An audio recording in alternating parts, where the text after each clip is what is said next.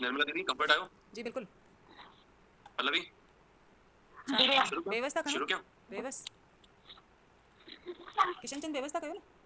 हाँ, किशन चंद मां बेवस पढ़ा तो तेजे जीवन जी जेकी शख्सियत आहिनि उन्हनि जे बारे में ॿुधाए करे हिननि जो बाल साहित्य में कंहिं रूप सां क्या छा योगदान आहे, बाल साहित्य उन्हनि जो केतिरो प्रभावी आहे, उन्हनि खे कुझु संक्षिप्त में मां तव्हांखे ॿुधायां पियो।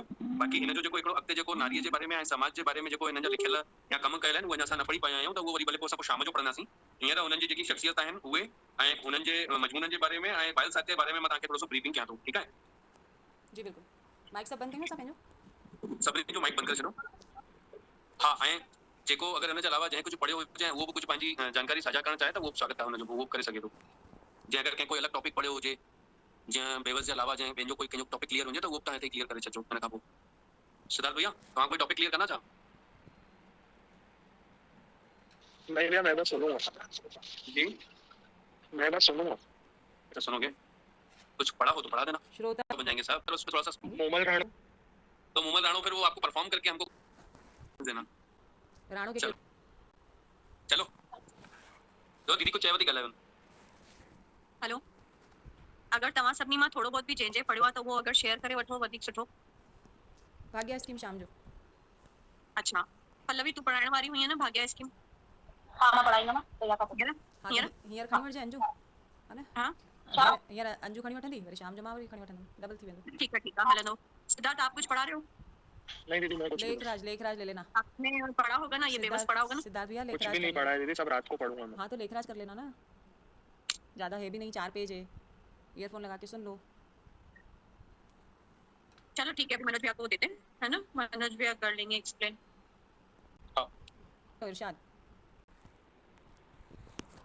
किशन चंद बेवस साहब अदबी दुनिया में नए दौर जो हिकिड़ो बानी शाइर हो, जंहिंजो जनम 25 फरवरी 1985 में ललकाणे में थियो हो। संदसि खे इनकलाब शाइर चयो वियो कि 20 सदीअ में अहमियत रखंदड़ अहिड़ा कवि हुआ जंहिंजी कविता जो झरनो हिननि जी रूह मां फाह खाई करे ॿाहिरि निकितो हो। संदसि जी आत्मा कविता जो आईनो हो। भैया भैया एक बार ये फिर से रिपीट करना, जो इनकलाबी से बाद वाला। अच्छा ठीक है, फिर से करता हूँ। अदबी दुनिया में किशन चंद बेवस साहब नए दौर जो बानी शाइर हो, जंहिंजो जनम 25 फरवरी 1985 में लालकाणे ज़िले में थियो हो। संदसि खे इनकलाबी शाइर चयो वेंदो हो कि 20वीं सदी में अहमियत रखंदड़ कवि हुआ जंहिंजी कविता जो झरनो संदसि जी रूह मां फाह खाई करे निकितो आहे। माना हिन जी जेकी बि कविताऊं हुयूं उहे दिलि जी गहराईअ सां निकितल हुयूं ऐं अॻिते जेके बि हुननि जा श्रोता हुआ उन्हनि जी दिलि जी गहराईअ ताईं हुनजी झरने जी जेकी आहे सा पहुच थी आहे। संदसि जी आत्मा जेको आहे सो हुनजी कविताउनि जो आईनो आहिनि। बेवस साहब जो जेको दर्शन हुयो सो आशावादी हो, कुदरतवादी हुयो, वेद वेदांगन जी आवाज़ खे बुलंद करण वारो हो ऐं हे ॿाहिरी भटकंदड़ साहित्यकार न हुआ। हे पिण अंदर जी रूह जो लियो पाए करे हिननि पंहिंजे साहित्य जो जेको वजीब हुयो सो असांखे ॾिनो हो। सिंधियत जा सिरमौर शाइर हुआ। ही त्रिमूर्ति शाइर जेके पाण शाह सचल सामी चवंदा आहियूं, हुननि जे दौर खां पोइ मतिलबु उनजो जेको दौर हो सो 1830 हो, उन खां पोइ वापसि सिलसिलेवार सिंधी कविता खे मौजू करण वारा ही शाइर हुआ। ऐं हिननि शाह सचल सामीअ जे जेको शाइरीअ जो जेको दौर हुयो, जेको मुख़्तलिफ़ वसीलो हुयो या जेको उहो स्तर हुयो, उनखे वापसि हिननि मौजू कयो। छो त 1830 खां पोइ वरी पोइ जेके शाइरियूं हुयूं या जेके शाइर हुआ से फारसी ऐं उर्दू, आशिकी, गुलगुले, इश्क, मोहब्बत, शराब, शबाब ताईं मौजूद थी विया हुआ। ऐं हुननि 1830 खां पोइ जेके लेखक ऐं शाइर हुआ उन्हनि में का को विशेष को अलॻि जज़्बो करण जो या अलॻि को मिसाल न हुई। उहो नायक नायिका ताईं, हुस्न, मोहब्बत, शबाब, शराब ताईं मौजूद मतिलबु वजीद हुई। तंहिं करे हिननि खे इनकलाबी शाइर चवंदा हुया त हिननि पंहिंजी शाइरीअ में 20वीं सदीअ में हिकिड़ो सिलसिलेवार वापसी कई ऐं वजूदीकरण सबबु हिननि जेको बेमिसाल पंहिंजो योगदान ॾिनो से संदसि अॼु बि हिननि जे शाइरीअ जो हिकिड़ो बेमिसाल वजबो आहे। अगरि हिननि संदसि जे जीवन जे बारे में चऊं त हाणे हिननि जो जीवन ईअं अचे थो कि हे थोरा सा मतिलबु शर्मीले स्वभाव जा हुया ऐं हिननि जी कद काठी ॾाढी सिंपल ऐं सबाबदार हुई। सफ़ेद पोशाक पाईंदा हुआ। संदसि जी अखियुनि में हिकिड़ी विशेष चमक हुई। सुठी कद काठी वारा हुआ ऐं संदसि जा 4 धीअ 2 पुट हुआ ऐं हिननि जेके कृष्ण भक्ति सां बि ओतप्रोत हुआ। हिननि गायुनि खे बि घर में पालियो हो, गायुनि जी सेवा करण हुया, घर में खीर ॾोइण करण वग़ैरह सॼो जेको सेवा हो, जेको हिकिड़ो स्वयं सेवक वारो चइजे हिननि जो मिज़ाज हुयो ऐं ॾाढा सरल व्यक्तित्व वारा हुआ। ऐं पंहिंजे घर में पंहिंजे ॿारनि सां गॾु समय गुज़ारींदे बिताईंदे हिननि हिकिड़े बेहद रूहानियत ऐं दिलि जे क़रीब अचण वारे हिकु बाल साहित्य में पंहिंजो जेको आहे सो विशेष योगदान ॾिनो ऐं पंहिंजे घर में बि पंहिंजे पुटनि सां, पंहिंजे औलाद सां उन बाल साहित्य जे माध्यम सां ॾाढो क़रीबी रूप सां हुननि सां समय गुज़ारींदा हुआ। पंहिंजे ॿारनि खे बि बराबरी सम्झंदा हुया। धीअर ऐं पुटनि खे बि पुट करे सम्झंदा हुआ ऐं पंहिंजी धीअनि खे पुट करे ई सॾींदा हुया। माना कुल मिलाए हिननि जे चइजे त हे जेको सो आहे भेद न कंदा हुआ पुरुष ऐं स्त्री में, त ॿारनि में बि हिननि समान रूप सां जेको आहे पंहिंजो नज़रियो पंहिंजे ॿारनि खे बि ॾिनो ऐं ॾाढो ॿारनि खे बि जेकी हुननि तालीम ॾिनी आहे उहा हिन बाल साहित्य में उन्हनि जे खेल खेॾाइण जे सबबु ई निकिरी करे उभरी करे आई आहे।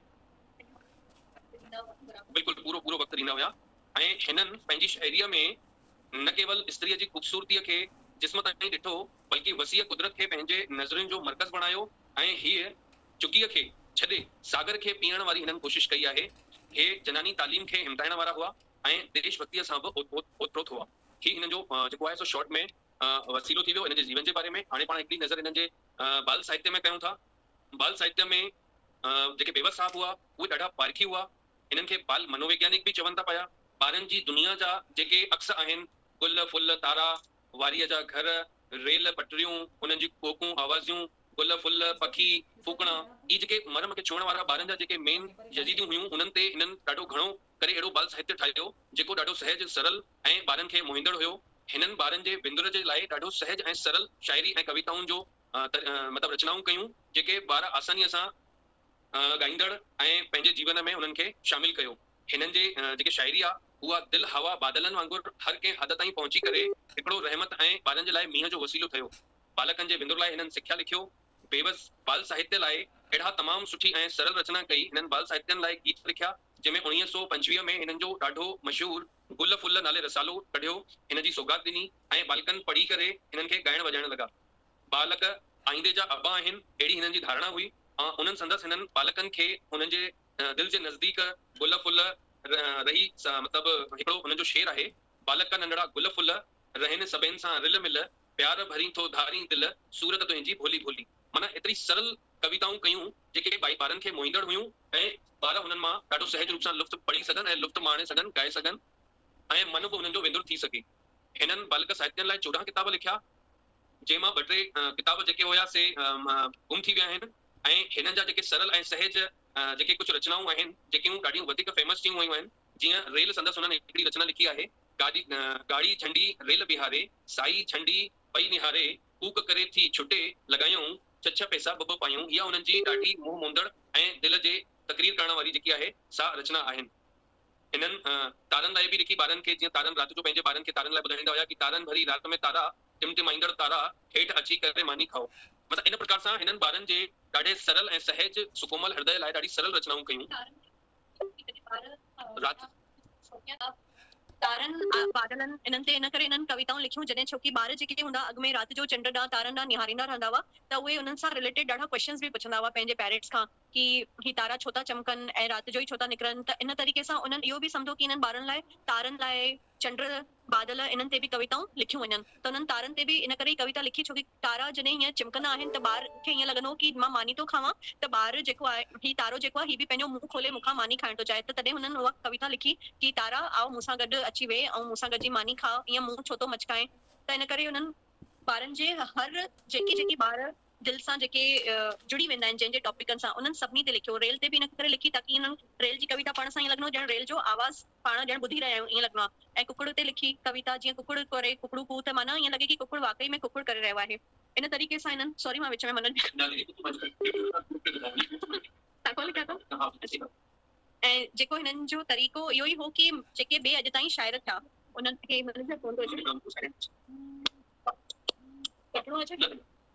इन्हनि जेके बि इन्हनि खां पहिरियों जेके शाइर हुआ उन्हनि कविताऊं त लिखियूं पर उन्हनि ॿारनि खे न सिख्या ॾींदड़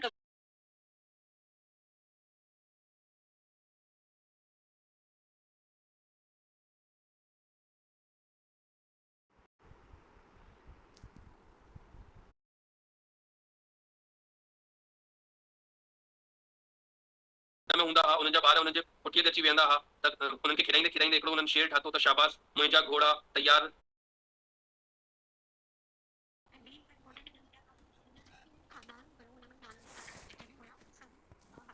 समीक्षा दी तव्हांजी आवाज़ नथी अचे।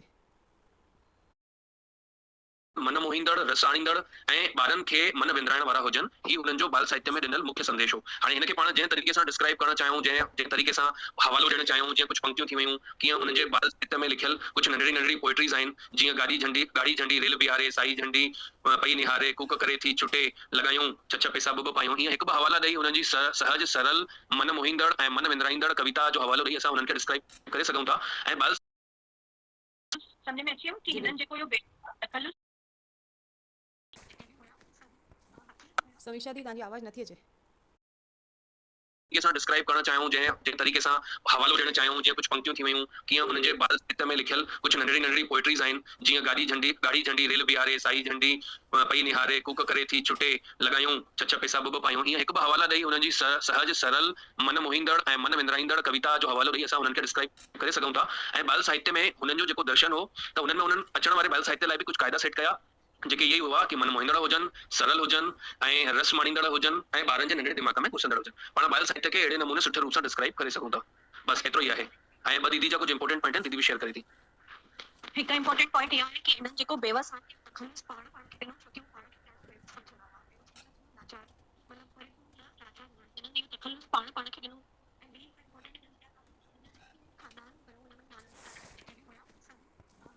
समीक्षा दी तव्हांजी आवाज़ नथी अचे। आवाज़ नथी अचे न मनोज भाई तव्हांजे सां कनेक्ट कयो। हाणे अचे थी या त तव्हां मोबाइल हाणे अचेव थी? हा त हाणे अचे थी। वरी खां चवां? हा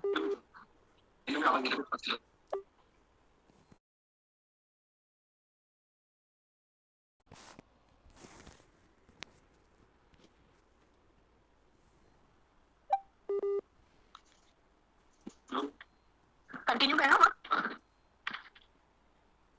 और जेके बेवस हुआ इन्हनि छा आहे कि जेके इन्हनि खे देश प्रेम बि हुयो, देशभक्ति जी बि हिननि जे अंदरि भावना हुई, पर जॾहिं आज़ादी जी हलचल हली रही त हिननि जिस्मानी तौर सां हुते पंहिंजो सहयोग कोन ॾिनो, पर उन जे लाइ देश प्रेम जे लाइ हिननि ॾाढियूं सारियूं कविताऊं लिखी लिखी करे सभिनी हंधि पहुचायूं ताकि सभु हुन सां मुतासिर थी सघनि। ऐं उन्हनि जेको आहे जेके आज़ादी जी जेकियूं ख़बरूं या पूरियूं ख़बरूं हिननि ताईं पहुचंदियूं त हिननि खे ॾाढो गहरो दुख थींदो, छोकी इहे ॾाढा दिलि जा ॾाढा सचा ऐं भावुक इंसान हुया। त हिन जी जेके कविताऊं हुननि खे लिखी मोकिलींदा हुआ, हुननि जी मीटिंग्स जेके थींदियूं हुयूं, उन्हनि मीटिंग सां रिलेटेड उन्हनि आज़ादी सां रिलेटेड कविताऊं बि लिखी मोकिलींदा हुआ, त जेके माण्हुनि खे ॾाढियूं वणंदियूं हुयूं। ऐं जेके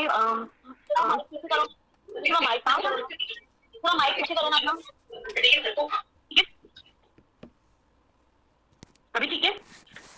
हाँ थोड़ा माइक पे पीछे रखो।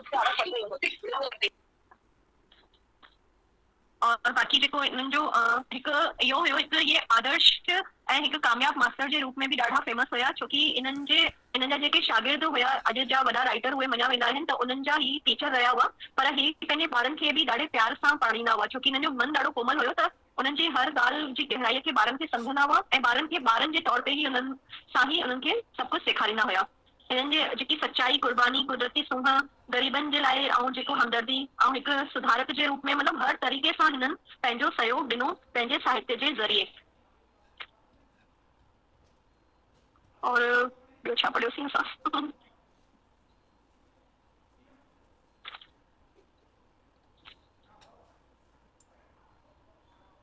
लास्ट जो ही ॿ सिटूं आहिनि जंहिंमें बेवस जूं जेके बाल कविताऊं हुयूं इहे सरल सम्झण ऐं सवलायूं यादि करण में हुयूं, ख़ुशीअ जो अनुभव कराईंदियूं हुयूं, जीअं ॿार ॻाईंदो त ॿार ख़ुशि थींदो, ऐं गॾोगॾु सिख्यादायक बि हुयूं। ऐं इन्हनि सां जेको ॿार आहे विंदुर बि कंदो हो ऐं सिख्या बि मिलंदी हुई, उन्हनि जा भाव निकिरी ईंदा हुया। छोकी हिननि जी कविताउनि जा शब्द जेके आहिनि ॾाढा सरल हुया, त ॿार झूमणंदा बि हुआ ऐं ॿियनि खे झुमाईंदा बि हुआ। उन्हनि जी मासूमियत खे उन्हनि ॾाढो गहराईअ सां अनुभव कयो, ॿारनि जी मासूमियत खे। बस असां अञा एतिरो ई बाल साहित्य ऐं बेवसी पढ़ी सघिया आहियूं। अॻियां अगरि कंहिं पढ़ियो हुजे ऐं अगरि हिन में कुझु हुजे डाउट त भले पुछो। थोरो सो मूं वटि ॿियो बि लिखी ॾाढो बढ़िया तरीक़े सां ॿुधायो तव्हां ॿिन्ही मिली करे। मनोज भैया कुझु ॿियो बि ॿुधाइणु चाहिनि था छा? फोन अची वियो आहे त हिन करे मूंखे फोन ॾेई विया आहिनि, अचनि त हिकु मिंट। बाक़ी जेसिताईं मूं वटि थोरो बेवस जो कुझु ॿियो बि लिखियलु आहे, मां उहो कुझु मिंट ॿुधायांव थी। हा ठीकु आहे।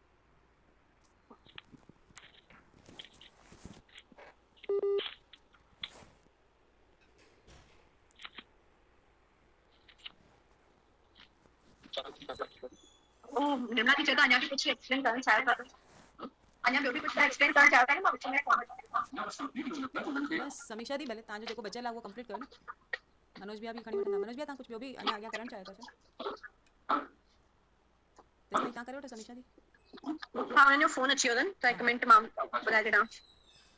और हिननि जो जेको सुपिनो हो न उहो इहो हुयो कि कृष्ण जो वक़्तु वापसि अची वञे, मतिलबु घर घर में माण्हू खीर घर घर में ताईं माण्हुनि ताईं खीर पहुचे। भाग्य स्कीम त इहा एक्सप्लेन करे वठंदी पल्लवी, जेसिताईं मां बाक़ी हिननि जे बारे में छा ॿुधायांव।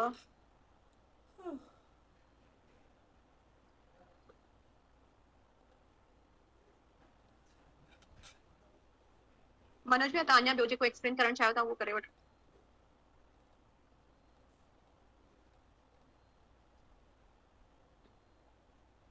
हेलो, कुल मिलाए करे जेके बेवस साहब आहिनि उहे हिकु पारखी बि हुआ ऐं बाल मनोवैज्ञानिक बि हुआ।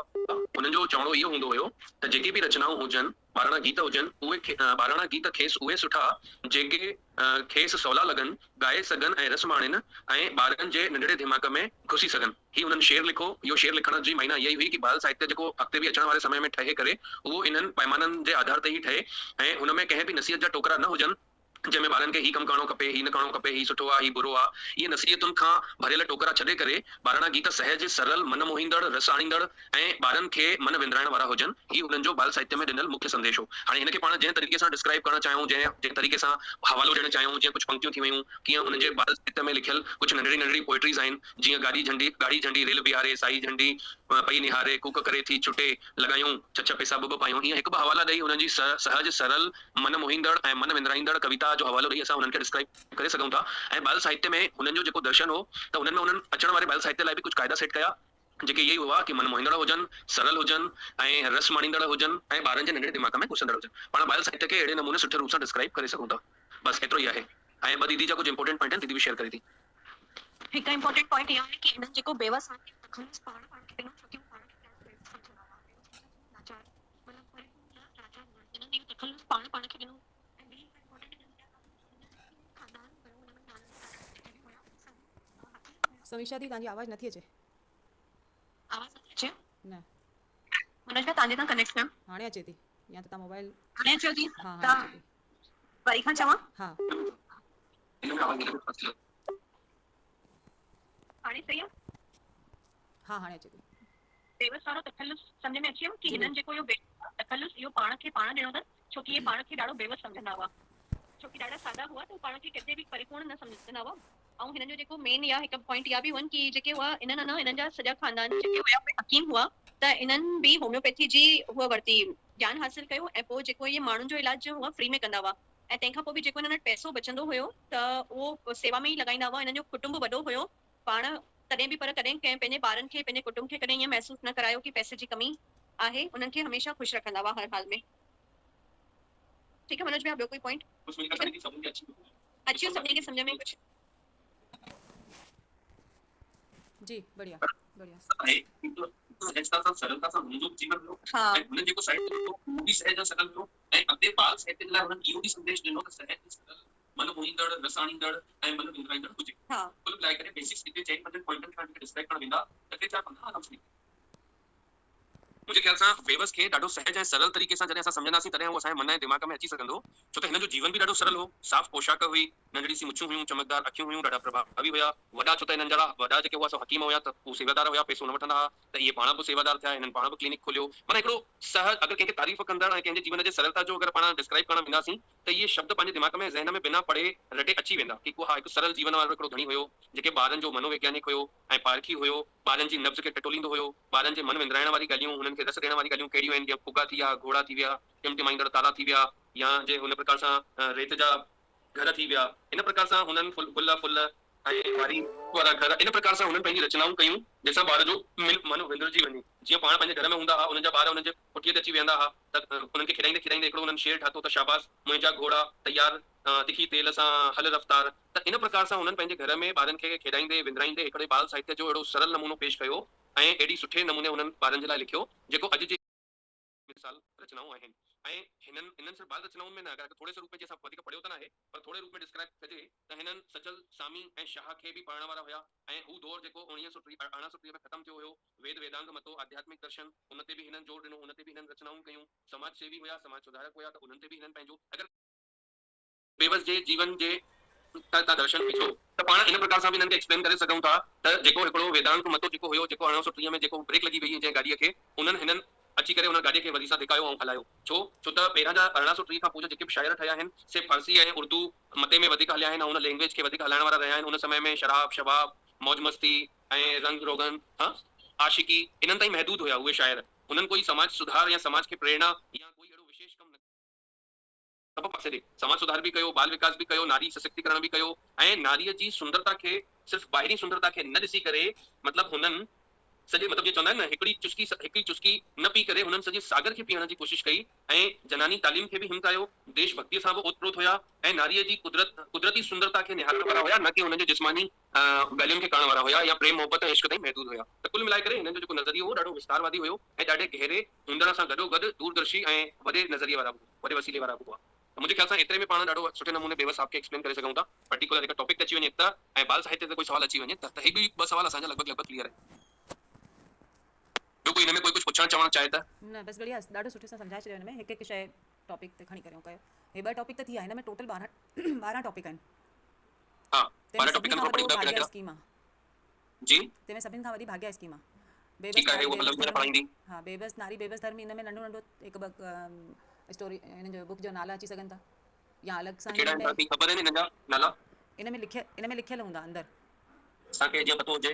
हाँ, इन्हनि में अंदरि आहे डिटेल में ॾिनल, जीअं बेबस नारी जो जेके पेज नंबर 16 ते लिखियल आहे चङो कुझु आहे। कहिड़ो नालो आहे हुननि जो? हिकु मिनट, भैया जो राजो बारो और है ना राणू भाव ये भी करना पड़ेगा भाग्य स्कीम में? क्या बोलना पड़ेगा? ये जो भाग्य स्कीम है ना, हाँ। उसमें ना ये राजाओं बारो और राजाओं भाणो और राजाओं चारों और राजाओं जो अमलो ये भी करना पड़ेगा। ठीक है यार, हमने तो पढ़ा ही नहीं है। जब तो हमने तुझसे कहा जो तूने पढ़ा वो पढ़ा, जो हमने पढ़ा तो हमने कितनी गहराई से पढ़ के उसको शॉर्ट समराइज किया। अब तू भी जो पढ़ेगी तो वो बताएगी हमें। प्रीति शॉर्ट हम में पढ़ के बताते हो। प्रीति शॉर्ट में ये करना तो है। आप जब पढ़ोगे तभी हमें बताओ ना, हमने तो वहां तक पहुंचे ही नहीं अभी उस स्कीम तक। शॉर्ट में हम तो सुबह से सिर्फ बेबस का जीवन परिचय और बाल साहित्य, क्योंकि हमें ऐसा लगता है कि ये बहुत ज्यादा इंपॉर्टेंट टॉपिक है। या पर्टिकुलर अगर वो बेबस साहब के लिए बोले तो कम से कम उनके 4-5 पहलुओं को भी लिख के 4 पन्ने तो लिख सकते हैं ना एटलीस्ट। दीदी निर्मला दीदी तव्हां छा पिया चओ? बेबस नारीअ जे बारे में ॿियो छा लिखियल हो? हुननि छा था चओ, कहिड़ो किताब आहे? मुंहिंजे ख़्याल सां बेबस नारी ही हिकिड़ो हुननि जो तर्जुमो आहे या किताब आहे? न नारी जे मथां बि हुननि जीअं अलॻि अलॻि सिफ़त ते लिखियो अथनि न, हुननि सभिनी पहलुनि खे खयो आहे। त हुन में नारी जे मथां बि लिखियो आहे, धर्म जे मथां बि लिखियो आहे हुननि। त हाँ, ये तो हुननि जा ये त पढ़िया ई आहिनि, ये तो पर्टिकुलर टॉपिक आहिनि। न तव्हां चओ पिया न कि हुननि जा नारीअ सां रिलेटेड हो ईंदा, छा चइबो आहे, किताबनि जो डिस्क्रिप्शन ईंदो छा कंहिंजो? नारी बेबस साहब जी कंहिं पर्टिकुलर कंहिं किताब जो व्याख्यान जो पहिरां हिकु दफ़ो पोपटीअ जो कोई हुननि लिखी छॾियो कि भाई हिन जी किताब जो छंड छाण कयो या छा, त ईअं त न ईंदो कुझु? न ईअं न ईंदो। इन में बसि जीअं चयूं कि भई बेबस जे नारी जे बारे में या धर्म जे बारे में छा वीचार हुया, अहिड़े तरह सां अगरि क्वेश्चन अची वियो त उहो थी ॻाल्हि कयां मां कि हुन में पाण पढ़ंदासीं। हिन में त कुझु जेको आहे न नारी सां रिलेटेड, नारी जो उत्थान कीअं थिए, कुझु हुननि पोयम ॿ टे लाइनूं लिखियल आहिनि उनमें। हाँ, इहो पढ़बो दीदी, असांजा उसे न पहुचायूं, असां सिर्फ बाल स्कीम ताईं पहुची पियासीं न, टाइम बि घटि हुयो। हाँ, असांजा हुन अॻिते न वधिया आहियूं। हीअं 12 टॉपिक आहिनि, 12 ई क्वेश्चन ठही सघनि था। 12 टॉपिक ॿुधायो पिया, हिकिड़ो त तव्हां ॿुधायो जीअं बाल साहित्य थियो, ॿियो नारी थियो। जीअं ही हिननि जेका मोकिली आहे न PDF, उन में अॻियां जेको लिखियल आहे लिस्ट सॼी फ्रंट पेज ते 2 या 3 नंबर पेज ते ॾिसो। अड़े पहले नंबर पे है बेबस जो जीवन है, संघर्षी शख्सियत, और बे नंबर पे बेबस है बाल साहित्य, टे बेबस है नारी, चौथे पे बेबस है धर्म। प्रीति एक मिनट, ये जेके 2 टॉपिक फर्स्ट थी है ना, तंहिंखां पोइ नारी धर्म भाग्य स्कीम। त नारी ऐं धर्म थोरो सो ई थींदो, कुझु वधीक न आहे हुन में। पर भाग्य स्कीम वॾी आहे, इन भाग्य स्कीम खे वॾी त आहे, पर इनखे शॉर्ट में लिखणो आहे पाण खे, सॼो निचोड़ करे। अरे तो दीदी मां त हुन जो सिर्फ जो भाग्य स्कीम है वही पढ़ियो है, बाकी हिन जो मतलब आहे वो पढ़ियो है, मतलब पढ़ियो है। पर है ना हाणे जो हिन जा अॻियां जा आहिनि न वो पढ़ना है, मुझे टाइम लॻो सवेल पढ़ लियो। मुझे समझ में चीज में पढ़नी पड़ी तो हम पढ़ियो तो नहीं भी बेबस जी शहर में कुदरत, बेबस जी बोली पढ़े तो मां करे थी हिन में तैयार है। दीदी कलाक जो असां नारी ऐं धर्म ॿई पढ़ी करे पोइ वरी एक्सप्लेन कयूं था। ठीक आहे, ठीक आहे। कोई पढ़ी लो या तू पढ़ी थी पल्लवी भाग्य स्कीम? हाँ हाँ चल पढ़ाए त पोइ असां वरी हुन जे हिसाब सां पूरी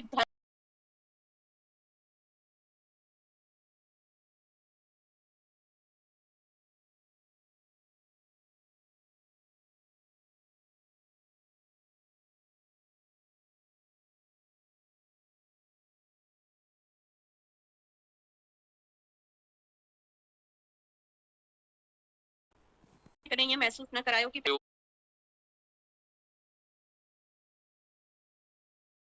असां वरी हुन जे हिसाब सां पूरी चल पढ़ाए त पोइ असां वरी हुन जे हिसाब सां पूरी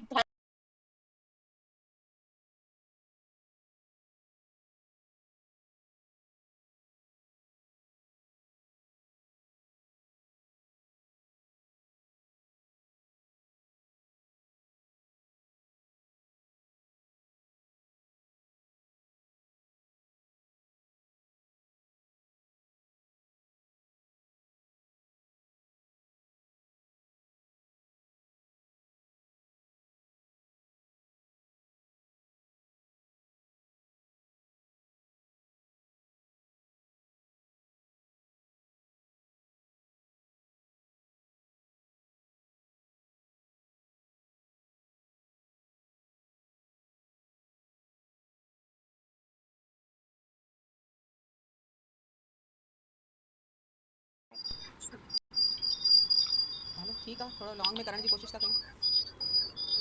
महाकवि किशनचंद बेवस जेको आहे उन अॼु खां 20-25 साल, बल्कि उन खां बि 40 साल, लॻभॻि 40 साल पहिरियों, उन खां बि लॻभॻि पहिरियों ई 40 साल त घटि में घटि थी विया हूंदा, ईअं ॿुधाइनि पिया सर। इहा स्कीम जी योजना ठाही हुई।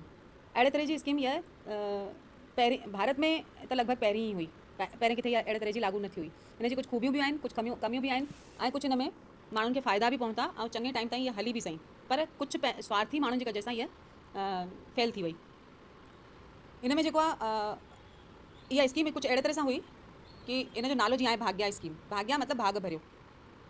ऐं इन में जेको आहे जहिड़े तरह सां डेयरी हूंदी आहे, हिकु डेयरी में जीअं दूध खीर जा प्रोडक्ट वग़ैरह विकामंदा आहिनि, पर इहा इन खां बि अञा अॻिते आहे।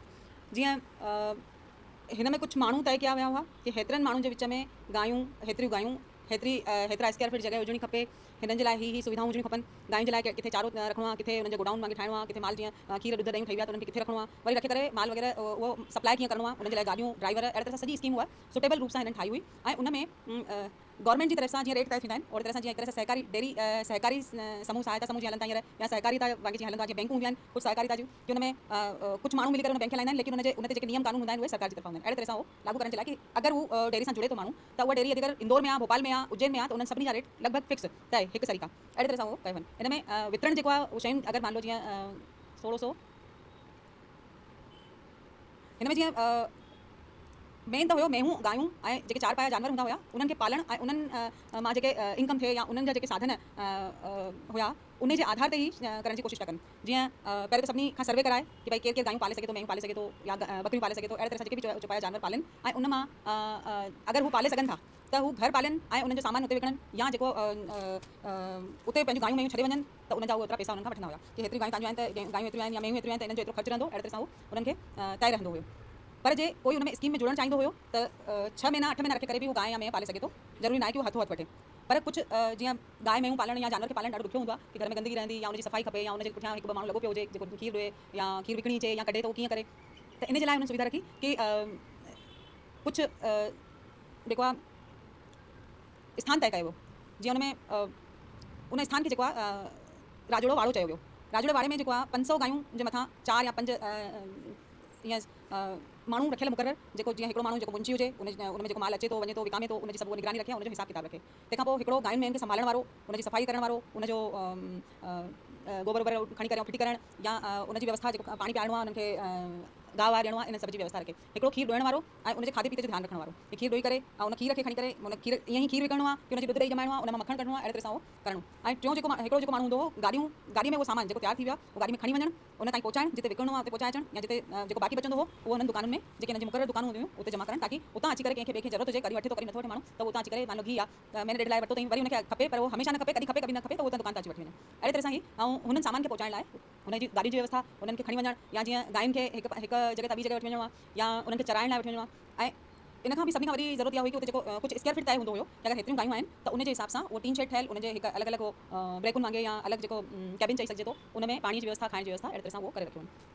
उनजो चौकीदार बि जेको इन्हनि सभिनी संभाले करे, राजोड़ो भाणो, इन में जेको आहे जेको ई सामान यानी गायूं मेहूं इहो जेको खीर ॾोई करे ऐं इहे सभु कंदा हुआ, उहो सभु रखण जी व्यवस्था, यानी कि भाड़ो, यानी कि उते रखण करण जी व्यवस्था जेका थी सघे उहा राजोड़ो भांडो।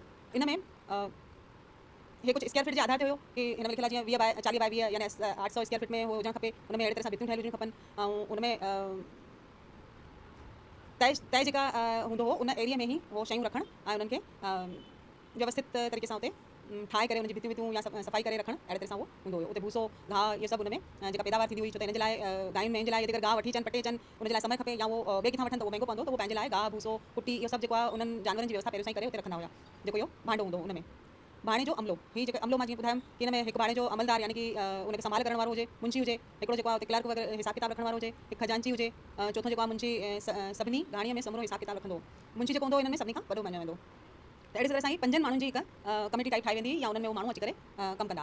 उन टाइम ते हिन में पैसो न ॾिनो वेंदो, सिर्फ़ु उन्हनि खां सेवा वरिती वेंदी। जीअं कंहिंजी गांइ आहे त उहो पैसा न ॾे भले, या पैसा जमा करे थो त उन गांयुनि जी व्यवस्था करण लाइ कोई ॿियो माण्हू उन पैसनि जे लाइ रखी वेंदो। पर यदि अगरि पैसा नथो ॾेई सघे, पंहिंजी गांइ खे हिते संभालण रखणो आहे त पंहिंजूं गांइ बि संभाले गॾु ॿियो कमु बि करे, त उन मां हुनखे अगरि पढ़ियल लिखियल समझदार हूंदो त उनखे मुंशी ठाहे सघंदा, या जेतिरी हुन में सम्झ हूंदी कि भई सफ़ाई करे सघे थो, इन खां अलावा ॿियो कमु न करे सघंदो, गांयुनि खे सिर्फ़ु संभाले करे सघे थो, ॾोई सघे थो, उनखे ॾुअणु ईंदो आहे, छो त हर कंहिंखे ॾुअणु न ईंदो, या उन खीर ॾुध ॾही ठाहिण अचनि था, त जंहिंखे जेको कमु ईंदो हुयो उहो पंहिंजी अची करे सेवा ॾींदो हुयो।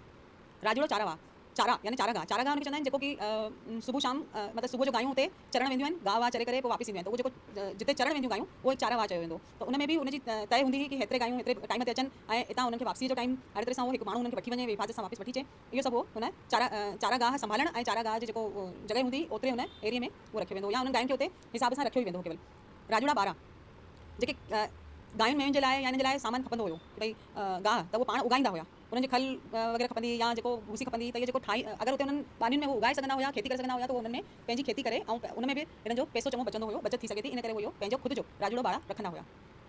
मालदारी राजूड़ी मालदारी इन में जेको आहे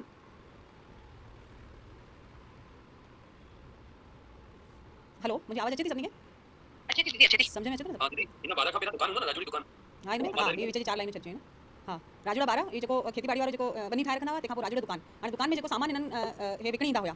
यानी मान लो कंहिं खेत बदिला कि मूंखे 2 लीटर खीर वठी वञिणो आहे, त अची करे उतां बाड़े मां उतां अची वठी वेंदो, या न वठण ईंदो त उनखे ॾियणो पई वेंदो। पर अगरि अॼु खीर 20 लीटर ठहियो आहे ऐं 18 लीटर विकाम में 2 लीटर बचो, त उन खीर खे संभाले रखणु या उनजो ॾुध ॾही ठाहिणु, उन जे लाइ अलॻि सां दुकानूं ठाही वयूं। उन दुकानुनि में उहो बचियल सामान तेल घी मखण इहो सभु उते बाक़ी सामान उते रखियो वेंदो ताकी पोइ अची करे वठी वञे।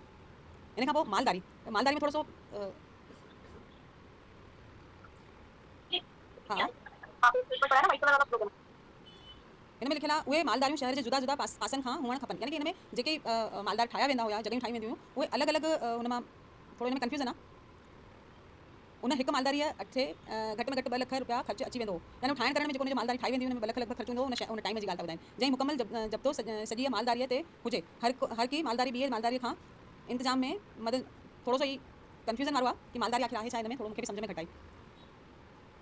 दीदी मुंहिंजे हिसाब सां मालदारी ईअं आहे कि भई जेको हे राजूड़ो भाणो भांडो अमलो हाँ ये जेको सभु मिलाए करे हुयो, हाँ ये सभु मिलाए करे जेको हुयो उन में एवरेजन ख़र्च जेको 2 लख रुपया ईंदो हो ऐं उन में उहा कमेटी जेका हूंदी सॼो कमु करणो आहे पाण खे ईअं हुयो भई हिकिड़ो माना हिकु प्रकार जो फार्म हाउस या फार्म अहिड़ो ठाहिणो जंहिंमें सभु शयूं थी वञनि, जंहिंमें चारो तांजो लॻी वञे, जंहिंमें माण्हू हुजनि, जंहिंमें अनाज जी व्यवस्था हुजे या मुख़्तलिफ़ जानवरनि जे रहण जी व्यवस्था, जहिड़ा 4x4 जा व्यवस्थाऊं हुजनि, ॾुध ॾही ॾुअण वारा सेपरेट माण्हू हुजनि। माना इन हिकु ई जाइ कुल लाइ मालदारी माना हिकु ई जाइ जंहिंमें इहो सभु कमु थी वञे मुंहिंजे ख़्याल सां। नॉट श्योर हाँ जीअं नंढी नंढी जॻहियुनि ते जेको ठाहे पियो न कि 5 माण्हू अगरि 50-60 गायूं हिकु जॻह ते आवेरनि था, उन्हनि जे मथां हे सॼो हिकु मिलाए करे मालदारी थी वियो। सभु दुकानूं वग़ैरह सभु मिलाए करे लॻभॻि ईअं थी।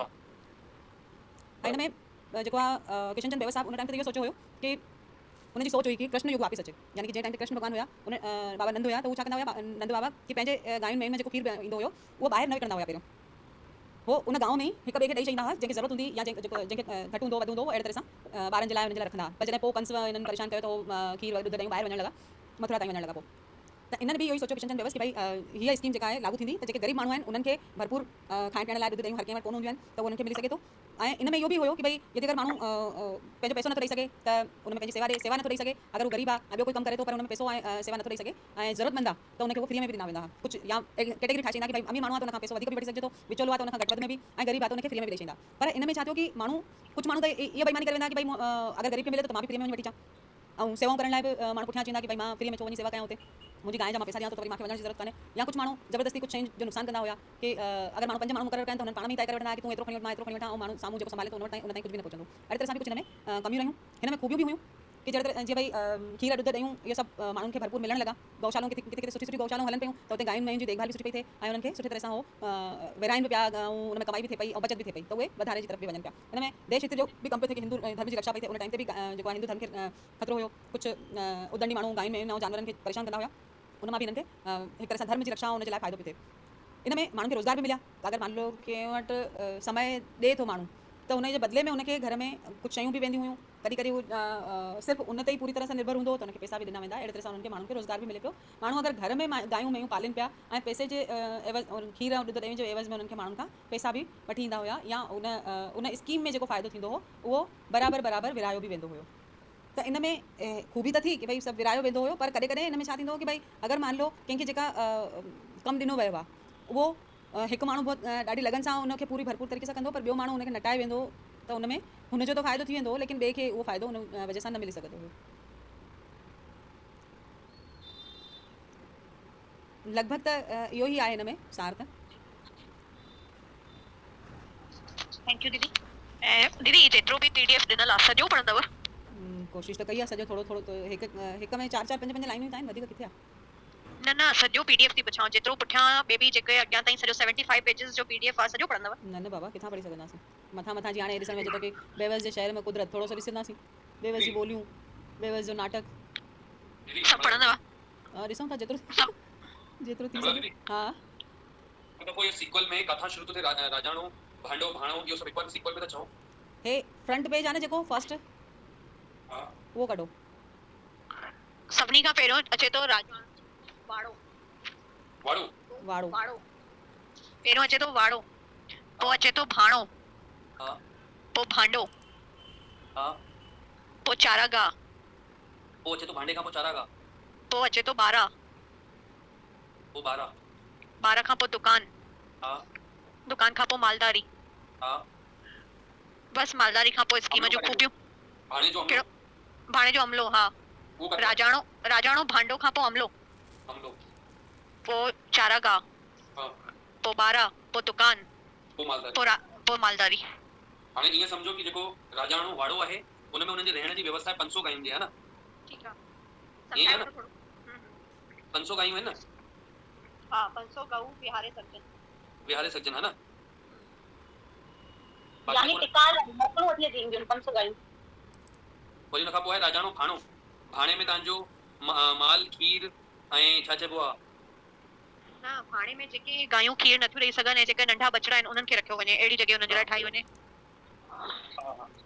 और जो समीक्षा दीदी राजानी राजोड़ी बाणू है वो उनमें क्या है उसको खाद रखना है जो उनका खाना भाड़ों में तो ये आएगा कि जो गाय नहीं दे सकती हैं दूध और जो बछड़े हैं उनके रहने की व्यवस्था की जाए उनके खाने पीने की अरे नहीं उसके पीछे वाला राजोड़ी बाणू भांडो हाँ भांडो मतलब कि गोदाम टाइप का रखा जाए जिसमें उनके अनाज खाने पीने का उनका सामान जिसमें कुदाव वगैरह भूसा और वो क्या है राजोड़ा बाड़ा वो क्या है उसमें क्या आएगा 12 मतलब खेत ऐसे जहाँ से वो अनाज उगा रहे हैं उनका चारा वारा उगा रहे हैं अपन और राजोड़ा चारा चारगाह जिसमें 1000 खंड अदद सुबह जो 6 लगे कहाँ बजे शाम जो 6 लगे ताई परी आगे वाला उसमें क्या आएगा उसके ऊपर वाला 12 के ऊपर वाला चारा गांव में क्या आएगा दीदी चारागाह में उन्हनि जो जेको चाराहो हुजे उन्हनि गायुनि खे वठी वञे अहिड़ी जॻह ते चारा सुबुह जो 10 खां शाम जे 4 बजे ताईं 2 दफ़ा उन्हनि खे चाराए अचे अहिड़ी तरह सां उन्हनि जी फैसिलिटी हुजे जिते उन्हनि जूं गायूं हिक साथ वञी करे चरी सघनि एतिरे लंबे एरिया में उहो चारागाह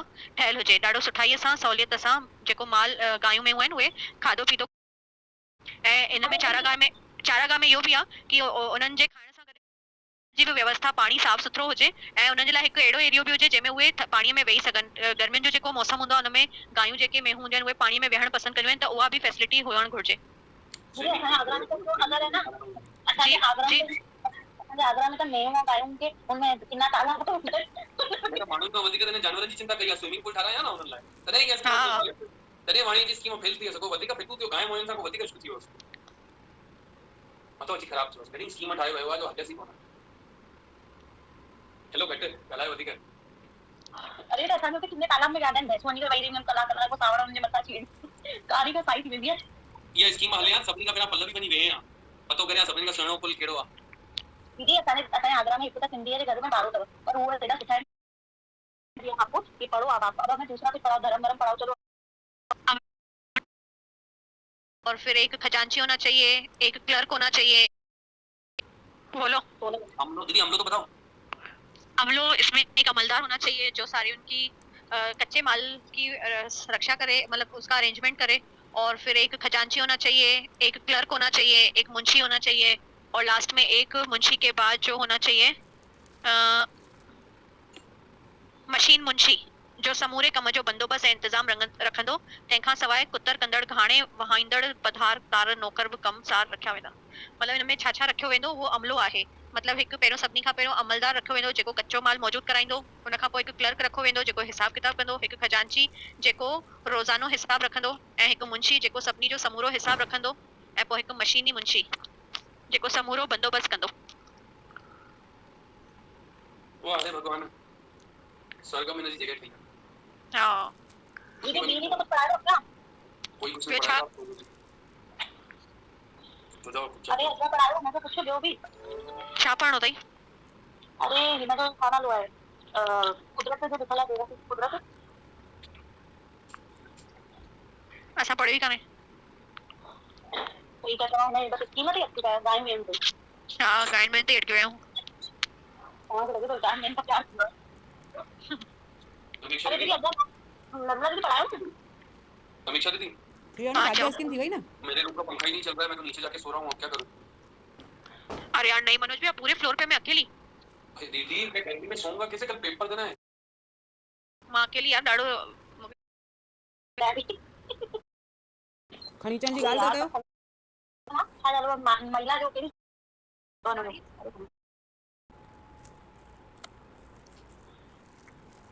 मां तो पूरी रात ही पढ़दा मतलब बेवस है नारी बुद्धि वठो, किसने फर्रा फर्रा बेवस है नारी बुद्धि वठो। वो चुपके से देख लो ना किसने फर्रा फर्रा लिखा है, वो बता देगा धनवानी सर को, उसके नंबर कम हो जाएंगे। हाँ सही बात है मनोज, कल ध्यान देना है ना, मैं भी कहूंगी तो बात है। अच्छा और ना असां विच में माण्हू ॿिया बि बी कॉपी जे मतलब बी कॉपी पढ़ी इशारो किथे ॾेई असां हुननि जो नालो बरखा दीदी हाणे आगे पढ़ायो जल्दी जल्दी। गानो गाए ॿुधायांव थी न, जहाँ तेरी ये नज़र है प्रीति को सब खबर है। है यहाँ हम सबको खबर है। नहीं, प्रीति तो बेचारी जबरदस्त हर चीज में फंस जाती है। बाकी होती है ना, वो इसलिए फंस जाती, निकल नहीं पाती है। और जो पंजवा है मैं सारी लिखा और गोला निकलता दुखो छो रहा बी कॉपी पढ़ी अरे घर ही काम की सोचा नहीं बस असांजो हिकु टीचर चईंदो हो जे फिल्म में ॾियण वञते हिस्ट्री मोया में डो थिनो तने भी गालियूं कंदा रहंदा यार। अरे नंदा दीदी नारी बुरी जो नारी जो जेको नंदा दीदी नारी बुरी था समीक्षा न पढ़ियो आहे, हाणे पढ़ंदमि। अरे समीक्षा ॿुधाए थी न कि सुठी तरह ईंदो बेवस जेके आहिनि उन्हनि नारी खे अलॻि रूप में ॾिठो आहे। उन्हनि जी नज़र में नारीअ जो जेको स्थान आहे उहो ॾाढो उच्च स्थान आहे ऐं उहो इन जो आदर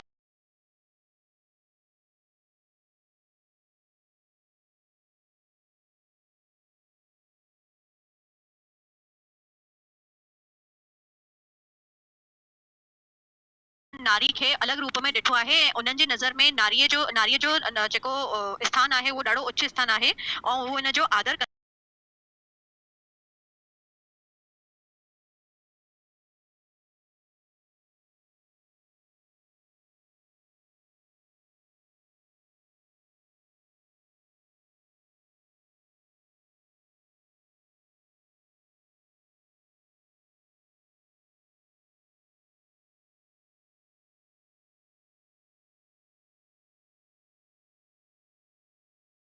अनुसार इहो आहे कि ही जेको संसार आहे उनजो वजूद ई जेको आहे उहो स्त्री आहे ऐं उन्हनि ॿियनि जेके शाइर आहिनि उन्हनि नारीअ जे चपन हुस्न कमर अखियुनि सभिनी जी ते शाइरी कई आहे। लेकिन जेके बेवस आहिनि उन्हनि नारीअ जे अलॻि रूप माना कि उनखे भेण धीअ पत्नी प्रेमिका सभिनी अलॻि रूपनि में उन्हनि जी व्याख्या कई आहे, उन्हनि ते उन्हनि जी शाइरी कई आहे। ऐं उन्हनि जे अनुसार जेकी नारी आहे उहा सहनशीलता जी सूरत आहे, ममता जी मूरत बि आहे। जेको नारी आहे उहा उनजे हिसाब सां उहा सुंदरता आहे, पर उनजी अंदरूनी सुंदरता ते उन्हनि वधीक शाइरियूं कयूं आहिनि ऐं जेकी उनजी कोमल हृदय आहे उन ते ऐं उहा जीअं भेण जे रूप में आहे उन ते ऐं सभिनी मतिलबु उन में तव्हां जंहिंमें पढ़ंदो तव्हांखे सम्झी अची वेंदो कि पहिरियों उन्हनि ॿियनि शाइरनि जे बारे में लिखियो आहे कि जेके ॿिए शाइर आहिनि उन औरत जे हुस्न ते ई शाइरी कनि था, उन्हनि जे ॾंदनि ते उन्हनि जे कमर ते। लेकिन बेवस जे हिसाब सां उन्हनि जे लाइ नारी हिकु आदर रूप में ॾिठी वेंदी आहे ऐं जेको स्त्री जेकी आहे उहा पुरुष खां सवाइ अपूर्ण आहे ऐं पुरुष जेको आहे उहो स्त्रीअ खां सवाइ नामुमकिन आहे, उहा इन सम्झायो आहे। ऐं इन्हनि जी हिकु कविता लिखियलु आहे स्त्री, जंहिंमें उन्हनि ॿुधायो आहे कि जेको आदि पुरुष आहे उनखे मोहबत लाइ स्त्रीअ जी ज़रूरत हुई ऐं उन ही जेके आदि पुरुष आहिनि उन पाण हिकु प्रकृतिअ जी बि रचना कई ऐं स्त्रीअ जी बि रचना कई ऐं ॿिन्हिनि जी ख़ूबसूरती एतिरी आहे, ॿिन्हिनि जी सौंदर्य ते हू पाण ई एतिरो मोहित थी थो वञे कि उन ते हूअ पाण ई पंहिंजी रचना ते बेखुद थी थो वञे। इन तरीक़े सां हुननि पंहिंजी रचनाउनि में ॿुधायो आहे कि हिकु पुरुष जेको आहे उहो ई प्रकृतिअ जी उहो ई स्त्रीअ जी रचना करे थो, पर ऐं उहो पंहिंजी रचना ते पाण ई मोहित थी थो वञे। चाहे राम हुजे, चाहे रहीम हुजे, चाहे गौतम हुजे, गांधी जेके बि आहिनि उहे सभु हिकु स्त्रीअ जे ई पैदावार आहिनि, पैदाइश आहिनि। ऐं जेके इन्हनि बेवस इहो बि ॿुधायो आहे कि जीअं हिकु ॿारु आहे त उन ॿार जो जेको चहिरो आहे उहो पंहिंजे पीउ सां छो मिलंदो आहे, रहंदो त हू पंहिंजी माउ जे पेट में आहे, त उहा स्त्री जेकी आहे उहा पंहिंजे जेके पतीअ जो आहे न उहो हुनजी सोच रखंदी आहे, हुनजे बारे में सोचंदी आहे, इन करे ॿार जो जेको मुख आहे उहो पंहिंजे पीउ जहिड़ो हूंदो आहे। ऐं जेकी स्त्री आहे उन्हनि इन जो सिर्फ़ु कोमल रूप त आहे, लेकिन बेवस पंहिंजी हुन में इहो बि ॿुधायो आहे कि हुनजे अंदरि शक्ति बि अपार आहे। जॾहिं उहा पंहिंजी शक्तिअ जो इस्तेमालु कंदी आहे त कोई बि किलो या कोई बि मर्द हुनजे अॻियां बीह न सघंदो आहे, आख़िर उहो हारजी वेंदो आहे।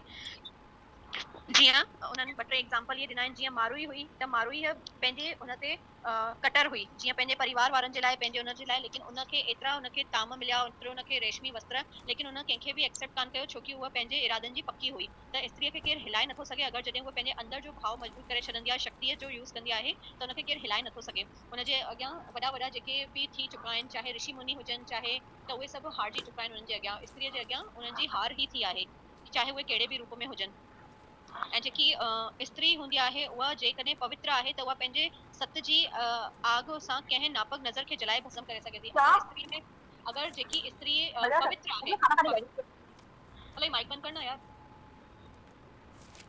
स्त्री जेकी आहे उहा अगर पवित्र आहे त उहा पंहिंजी पवित्रता सां कहिड़े बि ग़लति इरादे खे ग़लति नज़र खे भस्म करे थी सघे जलाए सघे थी ऐं जेकी स्त्री आहे उन में ई इहा शक्ति आहे कि उहा पंहिंजे अंदर जी तकलीफ़ुनि खे दॿाए करे पंहिंजे चेहरे ते हमेशह मुर्क रखंदी आहे सभिनी खे हमेशह सभिनी जे अॻियां मन मोहिंदड़ चेहरो रखंदी आहे ताकी सभु हुनखे ॾिसी जीअं माउ पाण न खाई करे ॿार जे लाइ बचाईंदी आहे दुख में बि हुनजे मथां प्यार जो हथड़ो घुमाईंदी आहे त हिकु इहा शक्ति स्त्रीअ में ई आहे कि उहा अंदरि पंहिंजी तकलीफ़ रखे करे ॿियनि खे हमेशह ॿियनि जे अॻियां हमेशह मुर्क ज़ाहिर कंदी आहे ठीकु आहे ऐं हिन में आहे कि हिकु शक्तिअ जो ॿुधायो में शक्ति जो भंडार आहे ऐं जीअं हिकु औरत जे करे ई अॼु ताईं जेके ज़र ज़मीन उन्हनि जे लड़ायूं थियूं आहिनि औरत जे करे थियूं आहिनि जीअं केकईअ जे करे राम वनवास थियो सीता जे करे रावण मुओ द्रौपदी जे करे महाभारत थी त इहे हिकु स्त्रियुनि जो ई उनमें आहे वॾो जज़्बो कि उनजे करे एतिरा अॼु ताईं जेके बि महाभारत रामायण रचिया विया आहिनि उहे स्त्रियुनि जे पुठियां ई थिया आहिनि ऐं जीअं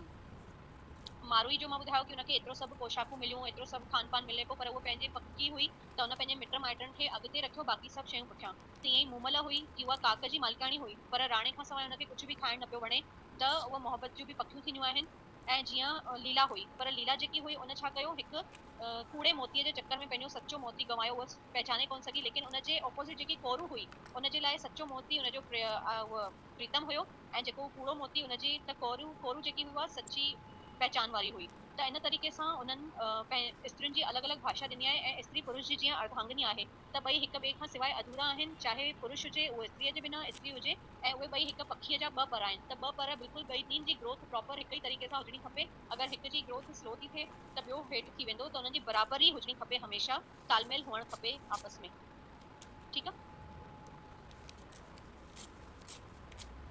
हाँ दीदी बिल्कुल ठीक है बाकी धर्म न तो पढ़ायो है